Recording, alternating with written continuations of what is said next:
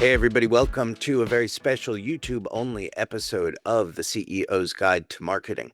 This episode and one that will follow next week were recorded live on tape at this year's Forbes CMO Summit in Aspen. What we did was bring together a couple of dozen CMOs and leading marketers from across the agency ecosystem as well. And we asked everybody to give us their answers to two questions. The first question is, what is in fact marketing today? And given everything that's changed and changing, what will it be tomorrow, and will it still be the same, tools aside? The second question is, if the CEO of a huge company came up to you and said, I don't understand a lot about marketing, but I want to, where would you start and what would you tell them the most important things they need to know are? With that, what we invite you to do is listen for the commonalities in people's answers, the nuances within them, and then the differences in opinion, because we think that that's where insight and learning can come from. And we hope you enjoyed these two special episodes of the CEO's Guide to Marketing.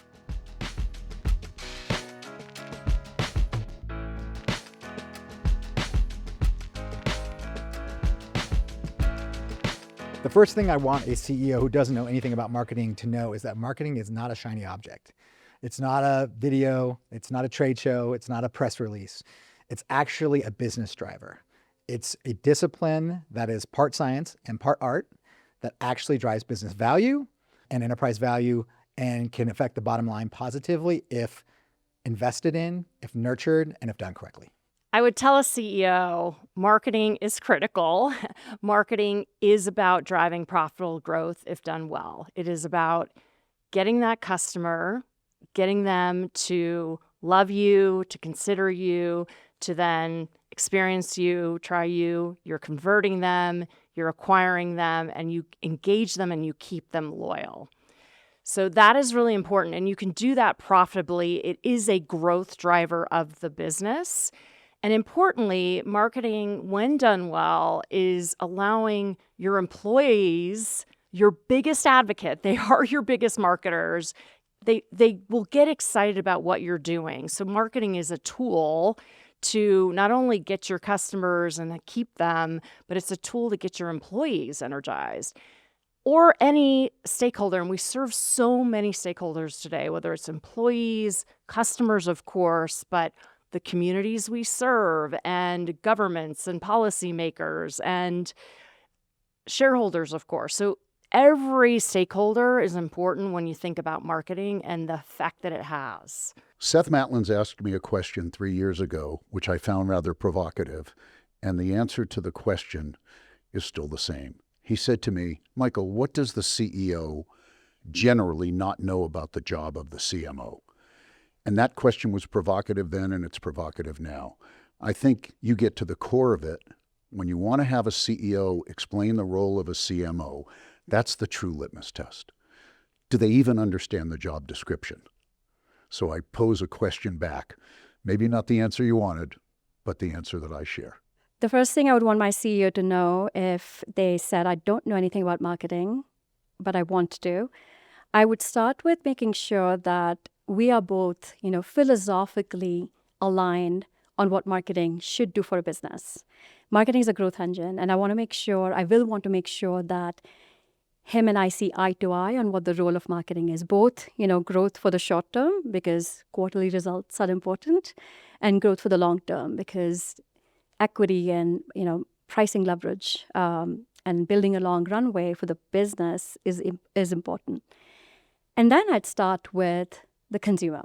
This is where it's common ground for both the CEO and I would focus the conversation with the CEO on the why, not the what. So yes, the AOV is XYZ, but why is it that? Yes, this is where the funnel drops off, but why does that happen? And use those, familiar points or analogies and data points that she obsesses over to start sort of the journey of marketing education. The first thing I would tell a CEO is to trust your subject matter experts. Marketing today is really about connecting the dots and really about creating a consumer experience that's consistent from the time they see you on shelf, whether it's the digital or the physical shelf, to when they open and experience you in their homes. It has to be something day in and day out that comes integral to their life. And it's not just about the emotional connection. With technology, we have to think about both the hearts and the mind. And what I mean by that is creating that emotional and that relationship so you become part of the consumer, really the people's day-to-day, but then also thinking about how every element that you create works with the algorithms. So how do you think both about the humanity and that connection to technology in every single thing that you do, while keeping the consumer experience at the center of everything?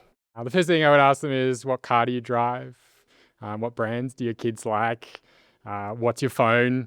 And I think the responses to those really underpin what drives growth and brand. I think everyone has a really tangible, visceral response to brands, and that's really been built over decades and decades. I don't know, there's a CEO who will say they don't understand marketing, and most of them would say they absolutely do.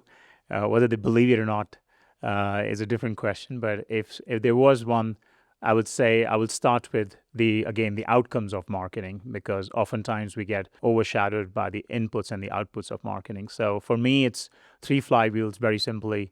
Marketing is all about growing demand for who you are, for your business, for your core product. So you do that by enhancing your brand, by building your brand. The second flywheel is your ability to capture that demand in the most efficient and effective way that is meaningful to the business, that is meaningful to the CFO. And the third flywheel is, the marketing's partnership with product, with engineering, to retain that demand in every possible way by adding more and more value back to the user. So those 3 flywheels to me sums up what marketing is, and I can't imagine any CEO would say no to any of those flywheels.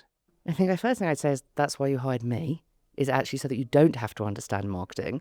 I think the second thing would be to ask them a series of questions. And I think the first one would be to say marketing can't do all things at the same time, but it can do many things. So what is the single thing that we need to tackle as a business? And then let me come back to you and show you, not in academic terms, but in real terms, how marketing can drive that forward for the business.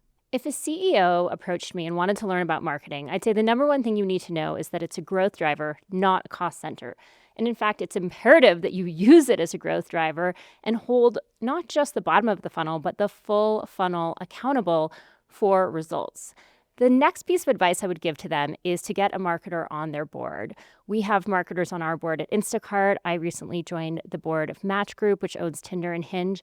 And I think for marketers, having that top-down perspective, and for CEOs, having that strong voice for marketing at the board level is critical, because it really changes the mindset and shows that marketing isn't a nice-to-have, it's a must-to-have if you're trying to grow in your market. I have unfortunately had a few CEOs that have explicitly said they have no idea what marketing does. And it's almost the same to me as when they think of these huge R&D projects where they put these investments in and they actually don't know what they're going to get out of it, but they know that they need to innovate for the future sake of the company. It's that same idea when it comes to demand generation and the world of marketing. If you don't have the approach to invest and how to continue to build and grow and scale your audience and do it in an efficient manner, you're sort of shooting yourself in the foot and becoming one of those brands that end up fading away and are no longer relevant at all. Congratulations for asking that question. I've been privileged to work with CEOs who've asked that question, and I can attest that they're better for that desire to learn. If a CEO came to me and asked, what is marketing? I'd be worried. I'd be worried that the CEO hadn't worked it out yet, because it's what fundamentally drives every single business. It's how do we understand our customers, how do we show up for them, and how do we bring things that make meaning or value in their lives. We amplify everything the company is doing. So we are the first gateway that introduces products and services to the market. So we're an extension of the product.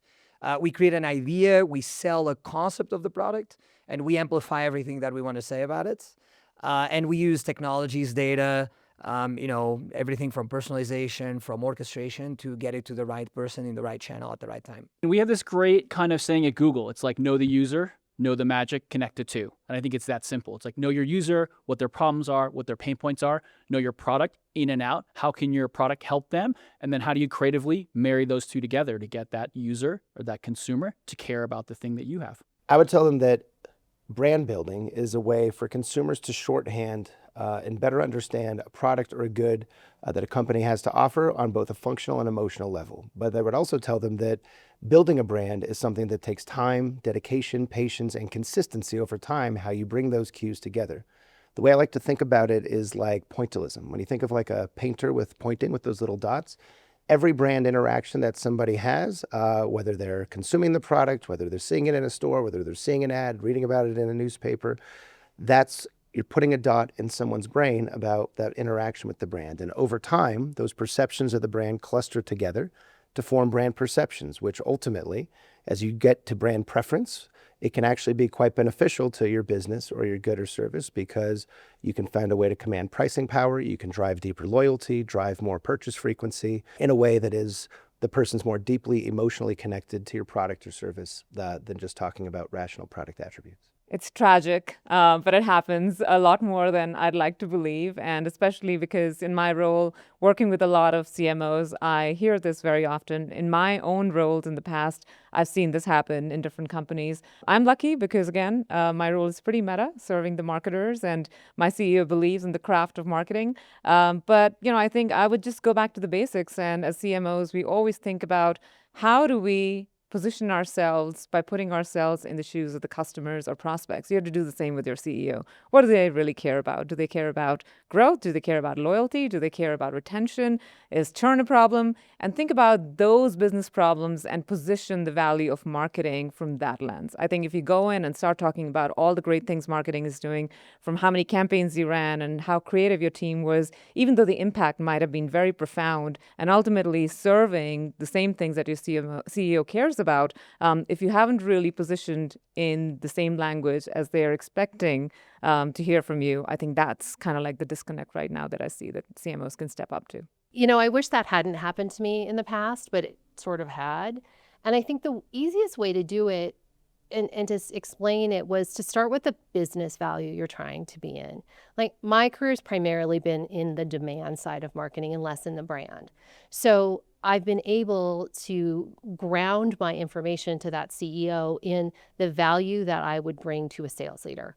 How many leads are coming in? How much revenue is coming in from those leads? How much marketing is contributing to the bottom line? That growth mindset, that data-driven mindset helps speak their language. The other thing in the past is, like, you make best friends with the CFO. Like, understand what they care about, understand what the numbers are. You make best friends with the CRO, like, understand what they care about and what their main needs are for marketing. And if you're doing that and you've got the partnership with the CFO and you're delivering on what the CRO needs, usually that's a pretty strong argument for the CEO. They want to make sure that their investment in marketing is garnering the results that they need for the business. And the two ways to do that are be efficient and effective with the spend, which aligns to the CFO, and deliver on the needs of the business, which is aligned to the CRO, in closing those deals. So that's sort of how I would start. And then you kind of go from there and see what other follow-up questions there are.